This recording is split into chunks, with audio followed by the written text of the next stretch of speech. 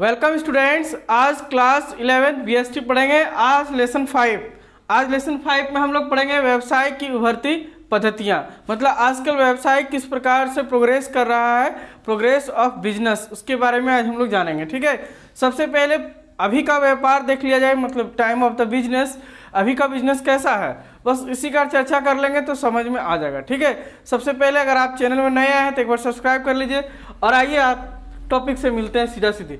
सबसे पहले तो आज हम लोग को पढ़ना है ई बिजनेस क्या है।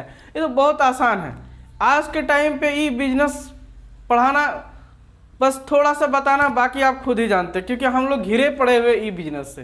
देखिए फिर भी क्या है, अवधारणा क्या है पहले जान लेते हैं। ठीक है, ई व्यवसाय को ऐसे उद्योग, व्यापार और वाणिज्य के संचालन के रूप में परिभाषित किया जा सकता है जिसमें हम कंप्यूटर नेटवर्क का प्रयोग करते हैं। मतलब ई व्यवसाय को ऐसे उद्योग या व्यापार को हम कह सकते हैं जिसमें हम कंप्यूटर का और इंटरनेट का उपयोग करते हैं। कंप्यूटर लिखे है लेकिन कंप्यूटर से तो होगा नहीं, इंटरनेट भी चाहिए। ठीक है, तो ऐसे व्यवसाय, मतलब आज का व्यवसाय अगर देख लिया जाए तो कुछ परसेंट 10-20% व्यवसाय जो है कंप्यूटरकृत हो गई है। जैसे आजकल हम लोग ऑनलाइन शॉपिंग करते हैं, फ्लिपकार्ट, अमेजॉन, है ना, और भी बहुत सारी है, मैत्रा, ये बहुत सारा है जो कि हम लोग वहाँ से क्या कर रहे हैं, डायरेक्टली शॉपिंग कर ले रहे हैं। इसी तरह के बिजनेस को हम लोग क्या कह देंगे, ई व्यवसाय, ई बिजनेस कहेंगे। लेकिन देखिए बहुत तरह का बात है। एक बात है ई बिजनेस अलग है और ई कॉमर्स अलग है। ई बिजनेस का मतलब जैसे हम आपको बताएं ना कि अभी फ्लिपकार्ट, अमेजन है, मैत्रा है, या जो भी है वो सब आ जाता है ई बिजनेस में, है ना। बहुत सारा तरह का, ये तो शॉपिंग कार है, कार शॉपिंग करने का अलग है, बाइक शॉपिंग करने का अलग है। आजकल तो अलग अलग वेबसाइट बनाने का भी बिजनेस अलग है, वो भी इंटरनेट बिजनेस अलग, और ई कॉमर्स अलग फैक्टर है। ई कॉमर्स क्या है चलिए पहले जान लेते हैं। अवधारणा लिख लिए हैं, पहले इसको हम लोग कंप्लीट कर ले, उसके बाद देखिए ई कॉमर्स कहता है इलेक्ट्रॉनिक माध्यम, मतलब कोई भी इलेक्ट्रॉनिक माध्यम, mobile, gadgets, tablet, computer, etc., सब इलेक्ट्रॉनिक का मतलब यहाँ भी वही होता है। ठीक है, से किए जाने वाले विभिन्न व्यावसायिक लेन देन और कार्य को ई कॉमर्स कहा जाता है। विभिन्न लेन देन, देखिए लेन देन और कार्य, दो बातें लिखा हुआ है, लेन देन और कार्य। लेन देन का मतलब है कि खरीद बिक्री हो रही है, कुछ ले रहा है और कुछ दे रहा है, और कार्य भी कर रहा है, उसको हम लोग ई कॉमर्स कहते हैं। मतलब टोटल वर्क जो है बिजनेस का वो कहाँ हो रहा है, टोटल बिजनेस नहीं, टोटल कॉमर्स, पूरे वाणिज्य का कार्य जो है वो इंटरनेट या इलेक्ट्रॉनिक पर हो रही है, उसको हम लोग ई कॉमर्स कहते हैं। और ई बिजनेस क्या है, केवल लेन देन, ग्राहकों से सामान बेचना, खरीदना, बेचना, इसी तरह का रिश्ता जहाँ पे होता है इंटरनेट के माध्यम से या इलेक्ट्रॉनिक के माध्यम से, तो उसको हम लोग ई बिजनेस कहते हैं। और ई कॉमर्स का मतलब है कि लेन देन के साथ टोटल कार्य, जितने भी कार्य है अगर इंटरनेट के माध्यम से या इलेक्ट्रॉनिक के माध्यम से हो रहा है तो इसको ई कॉमर्स कहा जाता है। यह ग्राहकों के साथ पूर्तिकर्ता का पारस्परिक संबंध होता है, जिसे उत्पादन, स्टॉक प्रबंधन, उत्पादन विकास, लेखांकन एवं वित्त एवं मानव संसाधन सम्मिलित है। अब ये बात आप लोगों को समझा देगी कि ई कॉमर्स क्या है। ई कॉमर्स में क्या है, देखो सबसे पहले लेन देन सम्मिलित है और कार्य भी है। इसका मतलब ई कॉमर्स के अंदर ही ई व्यवसाय है, इसमें कोई दो राय नहीं है। लेकिन लेन देन के साथ कार्य, बहुत तरह का कार्य है, जैसे डेटा रखना, देखिए ये तो समझ में आएगा, अकाउंटिंग करना, उत्पादन का विकास का एनालिसिस करना, स्टॉक करना, मानव संसाधन माने आदमी को काम कराना, कितने आदमी काम कर रहे हैं, कब कर रहे हैं। आजकल टोटल ब्यौरा कहाँ है, आजकल टोटल ब्यौरा इंटरनेट पे है।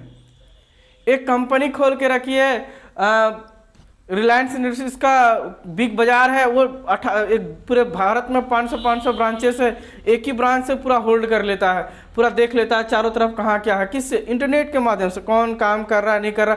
तो मतलब कार्य, मतलब टोटल बिजनेस का जितना भी कार्य है अगर इंटरनेट के माध्यम से होने लगे तो इसको हम लोग क्या कह देंगे, ई कॉमर्स कह देंगे। पहले समय जब इंटरनेट और कंप्यूटर नहीं था तो सब क्या होता था, बैंक जाता था, बैंक में आज से 30 साल 20 साल पहले, 30 और मिनिमम 30 साल पहले बैंक में कागज़ पे लिख के देता था, पासबुक में भी हाथ से लिख के देता था, और वो भी अपने यहाँ जो रखता था कैशबुक या पासबुक, वो भी उसमें लिखता था अपने हाथों से। अब तो खत्म हो गया। अब इंटरनेट के माध्यम से आपके अंदर सुविधा आई है, ये ई कॉमर्स का सुविधा आया है कि आप किसी भी एटीएम कार्ड ले लो, कोई भी एटीएम से पैसा निकाल लो। उस टाइम तो ये संभव था ही नहीं, क्योंकि उसी बैंक और उसी ब्रांच में आपको जाना होगा जहां आपका नाम दर्ज है ना, क्योंकि वहाँ रिकॉर्ड किस पे होता था, खाते पे, कलम कागज से रिकॉर्ड हो रहा था। अब तो ये रहा नहीं, अब रिकॉर्ड जो है इंटरनेट के माध्यम से इलेक्ट्रॉनिक हो गया, जिस कारण से आप बैंक में कहीं भी सुविधा ले पा रहे हैं। किसी आजकल तो है ना भाई, कहीं भी बैंक से पैसा उठा लो, है ना, चेक डाल दो, कुछ भी करो। मतलब देखिए, ये हम लोग को कहता है, इसको कहते हैं हम लोग सम्मिलित रूप से ई कॉमर्स। ये फैक्टर है ई कॉमर्स का। आज हम लोग अगर कहीं से भी एटीएम से पैसा उठा रहे हैं तो that's the factor of e commerce. Okay, ये ई कॉमर्स का ही देन है हम लोग को कि आज कहीं भी हम लोग बैठ करके स्टडी भी कर रहे हैं। आप वहाँ बैठे, हम यहाँ बैठे हुए हैं, है ना। तो कहीं ना कहीं सारा कुछ, क्योंकि कार्य जो है हम आपको स्टडी इसके पीछे ही करा दे रहे हैं इंटरनेट के माध्यम से। कुछ इसमें भी हमारा लाभ हो सकता है ना। और अगर केवल बिजनेस रहता तो बिजनेस में क्या है कि केवल लेन देन कर लेना, जैसे फ्लिपकार्ट है, लेन देन कर लिया, उसके बाद जिस कंपनी का प्रोडक्ट बेच दिया, मान लो कि किसी कंपनी का प्रोडक्ट ले लिया तो आप उससे संपर्क करिए। नाना तरह की बातें हैं। अब देखिए, जब ये शुरुआत हुई थी तो इसमें कानून बहुत कम थे। जैसे जैसे इसकी प्रचलन में क्या हो गई, अभी प्रगति हो गई है। अभी ई बिजनेस भी बहुत तेजी से चल रहा है, ऐसा नहीं कहेंगे कि नहीं चल रहा है, बट इसका कुछ सीमाएं हैं। चलिए चर्चा करेंगे। और ई कॉमर्स तो हमको लगता है आपको पक्का समझ में आएगा। टोटल लेखा पत्र जितना है सब कंप्यूटर इलेक्ट्रॉनिक के माध्यम से होने लगा बिजनेस के अंदर में, तो इसको ई कॉमर्स कहेंगे। ओके राइट, चलिए नेक्स्ट देखते हैं। अब सारा ई कॉमर्स ही होता है, ठीक है। बहुत जगह अभी भी है छोटा छोटा उद्योग, जैसे हम ही बच्चा लोग को पढ़ाते तो पेन पेपर में लिख के रखते हैं, कौन पढ़ा, कौन आया, कौन गया। तो सोचो कि अभी उसका यूज नहीं कर रहे हैं। ई व्यवसाय के कार्य क्षेत्र क्या है, तो इसके 4 कार्य क्षेत्र हैं। देखिए, हम किसी का परिभाषा नहीं लिखे, लेकिन आपको इतना अच्छा से समझा देते हैं कि आप परिभाषा का जरूरत नहीं पड़ेगा। देखिए 3 और एक 4 पॉइंट है, बहुत ईजी है। सबसे पहले लिखे फर्म से फर्म तक। फर्म का मतलब है फैक्ट्री से फैक्ट्री, कंपनी से कंपनी तक, है ना। मतलब कुछ कंपनियां सामान बनाती है किसी कंपनी को देने के लिए, है ना। कुछ कंपनियां सामान बनाती है कुछ कंपनी, जैसे मान लिया जाए कि हम बहुत बड़ा एरोप्लेन का हम कंपनी खोल के रखें, उसका पार्ट्स किसी और कंपनी से ले लेना है, तो कंपनी टू कंपनी हो गया ना। लेकिन इसको जोड़ना कैसे, देखिए खास बात क्या है इसमें कि इसमें एक चित्र बना के रखे। देखिए, ये व्यापारिक संगठन है, मतलब ये कंपनी है, ये क्या है, कंपनी है। ये क्या करती है, अपने सामान को कहाँ रख देती है, वेबसाइट पे रख देती है, और डायरेक्टली किससे, थोक विक्रेता को भी दे देता है। मतलब वेबसाइट किससे जुड़ा हुआ, ग्राहक से जुड़ा हुआ है, नहीं जुड़ा हुआ। मतलब ग्राहक जो है वो सामान कहाँ खरीदेगा, दुकान में खरीदेगा। ग्राहक जो सामान कहाँ खरीदेगा, दुकान में खरीदेगा। जैसे जनरली हम लोग यूज करते हैं, जाते हैं दुकान से सामान खरीद के ले आते हैं। तो क्या करती है कंपनियां, क्या करती है, सामान कहाँ भेज देती है, या तो थोक विक्रेता को भेज देता है या तो किसी वेबसाइट को भेज देता है। लेकिन थोक विक्रेता ही वेबसाइट से खरीदता है। ये बिजनेस में ग्राहक जुड़े हुआ नहीं रहता है, माने यहाँ तक का बिजनेस में ग्राहक जुड़ा हुआ नहीं रहता, उसके नीचे ग्राहक रहता है, माने थोक विक्रेता केवल। मतलब कि ये जो फर्म है ये किसी फर्म को ही सामान बेच रही है, तो कितने फर्म को बेच रही है, या तो इसको बेच रही है या तो इसको बेच रही है, ग्राहक को नहीं बेच रही है। ऐसा बिजनेस जो फर्म मतलब कंपनी से कंपनी को ही बेच दिया जाए उसको फर्म टू फर्म कहेंगे, ठीक है। या तो वो वेबसाइट को भेज दे या तो विक्रेता को भेज दे। ओके, समझ गए होंगे। जैसे कि बहुत सारा चीज़ें होती है, जैसे पार्ट्स होता है, टूल्स होता है, वो अक्सर मान लीजिए कि ये मार्कर अगर कहीं बना होगा तो इसके अंदर जो ये नीब लगा हुआ है ये लकड़ी का है, ये जहाँ बना होगा वो दूसरे कंपनी से खरीदा होगा, अपने कंपनी में तो प्लास्टिक बनता होगा। तो ऐसे ही कुछ मिला जुला करके आप समझ लीजिए, है कि नहीं। तो यहाँ पे ग्राहक जो है वो थोक विक्रेता से खरीदता है, इसके साथ इसका संपर्क नहीं होता है। नेक्स्ट है फर्म से ग्राहक, है ना। अब फर्म से ग्राहक में क्या है कि व्यापारिक संगठन अपना वस्तु सीधा उपभोक्ता को बेच सकता है। अब वो सीधा अगर उपभोक्ता को बेच सकता है तो सीधा वेबसाइट में भी बेच सकता है, इसमें कोई दिक्कत नहीं। इसमें थोक विक्रेता नहीं होते हैं। इसमें क्यों नहीं होते हैं, थोक विक्रेता नहीं होते हैं। ऐसे बाजार को ही हम लोग आजकल ई बिजनेस का माध्यम बना के रखे हैं। व्यापारिक संगठन है और इससे डायरेक्टली उपभोक्ता भी खरीद सकता है और डायरेक्टली वेबसाइट भी खरीद सकता है, और आप वेबसाइट से भी आप ये सामान मंगा सकते हैं। जैसे कोई सामान को अगर आपको मंगाना है, रियलमी का फ़ोन मंगाना है या तो रेडमी का फ़ोन मंगाना है। अभी उदाहरण देते हैं इसका, फर्म टू ग्राहक कैसे। रियलमी या रेडमी का फ़ोन अगर आपको खरीदना है तो कहाँ जाएंगे अगर आप सोचो कि दुकान में ही पहले मिलता था, सपोज मान लिया जाए कि दुकान में पहले मिलता था, आज से 10 साल पहले केवल दुकान में मिलता था, वहां पर क्या करता था व्यापारिक संगठन मोबाइल दुकान वाला थोक विक्रेता को भेज देता था या तो वेबसाइट को, और वेबसाइट से भी कौन खरीद लेता था, थोक विक्रेता ही खरीद लेता था, हम लोग को दुकान से जाके खरीदना पड़ता था। जो ये मेरा खुद का एक्सपीरियंस है, आज से 10 साल पहले हम खुद ही जाके वहाँ खरीदते थे। अब क्या हो गया, चेंज हो गया है। अब हम क्या कर रहे हैं कि रियलमी या रेडमी का डायरेक्ट कंपनी से भी खरीद सकते हैं, उसका ऐप डाउनलोड कर लेते हैं, डायरेक्ट कंपनी से खरीद लेते हैं, या तो आप फ्लिपकार्ट से भी खरीद लीजिए, अमेजन से भी खरीद लीजिए, है ना भाई, समझ में आ रहा है ना बात। देखो हम लोग अभी क्या कर रहे हैं ना कि फ्लिपकार्ट से डायरेक्ट मंगा लेते हैं या अमेजन से डायरेक्ट मंगा लेते हैं, और नहीं होता तो चलो एमआई और रियलमी का ऐप से डायरेक्टली मंगा लेते हैं, तो वहाँ से भी आ जाएगा। मैंने किसी भी तरह यहाँ पर कहाँ उपभोक्ता डायरेक्टली या तो व्यापार संगठन से जुटा हुआ या तो वेबसाइट थ्रू व्यापार संगठन, इस तरह का व्यापार को कहते हैं फर्म से ग्राहक। ठीक है, समझ में आ गया होगा, ऑल करेक्ट। नेक्स्ट था बी कॉमर्स। देखिए बी कॉमर्स ना क्या है, पढ़िए जरा सा।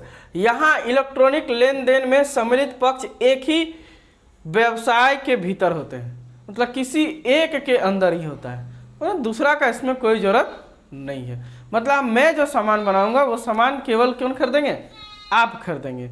तो यहाँ पर जब एक ही का बात हो गया तो इसी तरह का व्यवसाय को बी कॉमर्स कहते हैं, जहाँ कुछ एग्रीमेंट हो जाता है। जैसे कि एग्रीमेंट ये हो जाता है कि बहुत सारा टीचर है, अभी देखिएगा कि आपको यही ऐप में पढ़ाना पड़ेगा, एग्रीमेंट कर लिया तो उसी से पढ़ाना पड़ेगा उसको, है ना। या तो सर अब हम अगर स्कूल चले गए, कल हमारा जॉब लग गया गवर्नमेंट जॉब, मैं स्कूल से पढ़ाने लग गया, तो वहाँ मेरे को एग्रीमेंट कर लेना होगा कि नहीं मैं इसी स्कूल से पढ़ाऊंगा, अब अन्यथा मैं कहीं से पढ़ा नहीं सकता हूँ। तो ऐसे काम जहाँ हो जाएगा उसको अंतः बी कॉमर्स कह देंगे, कि कॉमर्स तो है ही, लेन देन तो चल रहा है लेकिन किसी एक से ही चल रहा है। और एक और होता है ग्राहक से ग्राहक, इसके बारे में कुछ नहीं लिखे क्योंकि कुछ जानने की जरूरत नहीं है। इस सोच लो फोन पे, पेटीएम और क्या है गूगल पे, कैसे करते हैं ग्राहक टू ग्राहक, है ना। चाय बनाने वाला भी ग्राहक है और चाय पीने वाला भी ग्राहक है, समोसा बनाने वाला भी ग्राहक है और समोसा खाने वाला भी ग्राहक है। सोचो कैसे, चाय जो बना रहा है वो किसी और से सामान खरीदा है ना, खरीदा है ना जी, दूध चीनी जो भी है खरीद के चाय बनाया होगा, और हम भी पीने वाला चाय है, तो उसको पेमेंट भी आप कैसे कर देते, फोन पे, देखे चलिए फुल पेमेंट जाइए, है कि नहीं। तो इसको हम लोग बोलते हैं ग्राहक से ग्राहक, बनाने वाला भी ग्राहक और बेचने वाला भी ग्राहक। ठीक है, ओके, ये तो कोई बड़ी बात है नहीं, दिन रात हम लोग 24 घंटा यही काम कर रहे हैं, ग्राहक से ग्राहक। हाँ, इसके बीच में एक मीडियम है, मीडियम लगा हुआ है, कौन, तो इसके बीच में एक आदमी लगा हुआ है जिसको कहते हैं इंटरनेट, है ना। गूगल पे से आप हमको पेमेंट भेज दीजिए, तो कोई तो है ऊपर में इंटरनेट लगा हुआ है, उधर से इंटरनेट, उधर से मेरे पास फट से पेमेंट आ जाएगा। ठीक है, चलिए पेमेंट तो अभी नहीं चाहिए, अभी आप लोग पहले एकदम पढ़ के टकाटक सीख लीजिए। पेमेंट में अगर पेमेंट देना है तो एक लाइक मार दीजिएगा, और कोई टेंशन हो तो कमेंट कर दीजिएगा, यही मेरे लिए पेमेंट है। ठीक है, चलिए पेमेंट का बात आया है तो कह ही दिए, है ना। ई व्यवसाय के लाभ क्या है, what is the profit of E business, है ना। इंग्लिश कम बोलते थे लेकिन अब थोड़ा बोलना होगा लगता है। ई बिजनेस के लाभ, प्रॉफिट, क्या प्रॉफिट होगा जी, कुछ नहीं प्रॉफिट है। देखते निर्माण में आसानी एवं निम्न आवश्यकताएं, कहता है निर्माण में आसानी एवं निम्न आवश्यकताएं, आसानी से निर्माण कर सकते हैं और काफ़ी कम आवश्यकता है। बहुत आसानी से आप भी इंटरनेट में एक बिजनेस लगा सकते हैं।